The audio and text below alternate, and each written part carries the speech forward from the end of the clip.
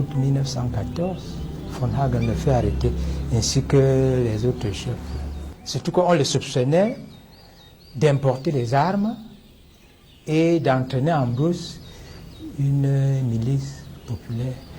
Une perquisition à son domicile permet de mettre la main sur les documents, les lettres qui font état de ses contacts avec les Français et les Britanniques. Alors, le 3, ils sont jugés et condamnés à la peine capitale. Le 8 août, les autres chefs sont pendus, mais lui, le meneur, il est fusillé.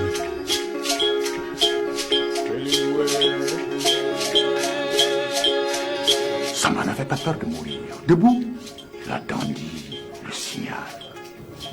Le commandant Blanc cria. Samba sortit de sa poche un mouchoir qu'il l'acheta. Les fusils crépitèrent, mais les balles sifflèrent tout autour et aucune n'osa le toucher. Le commandant ordonna au premier soldat, tirez! Le coup partit. Le mouchoir s'agita, mais les balles passèrent en sifflant. Le second soldat tira.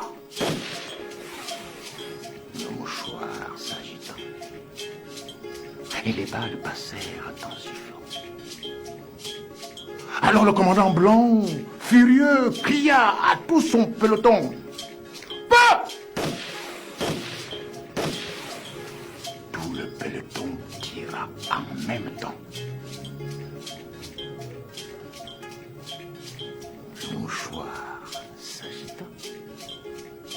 Mais Samba, toujours souriant, était toujours debout.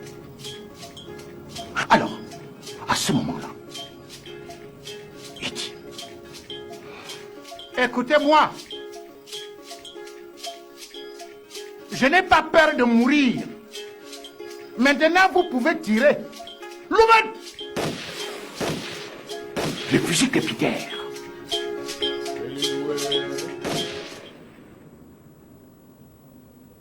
Samba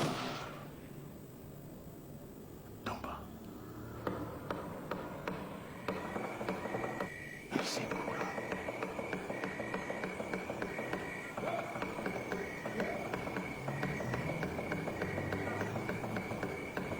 Il était mort.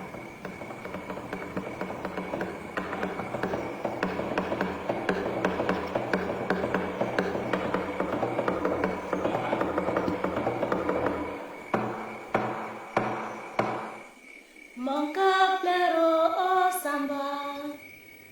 Mon cœur pleure, oh Samba.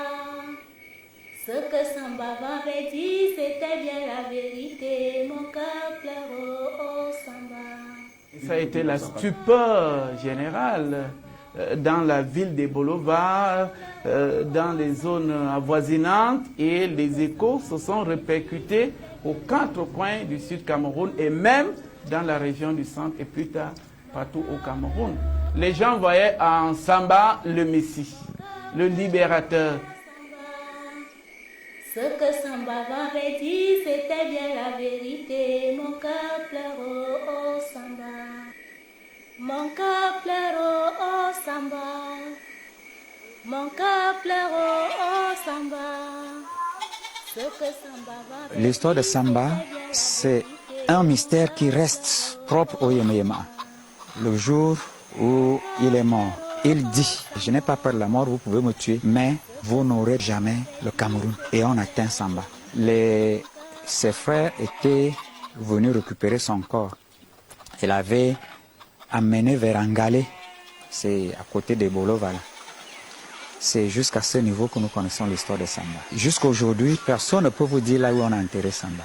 Mais Samba est tombé devant la place du gouvernorat aujourd'hui, la province, là au niveau de Bolova. Ce qui lui faisait le plus mal, c'est qu'il avait été trahi par ses frères, qui croyaient que c'est parce qu'il voulait être le chef de tous les boulots.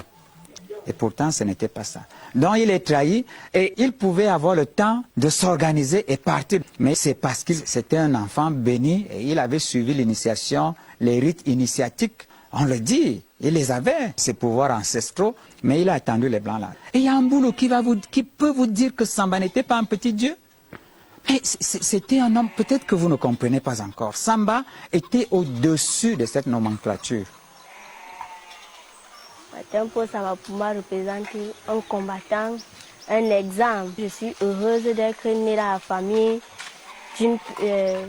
d'une personne historique qui a voulu sauver le Cameroun.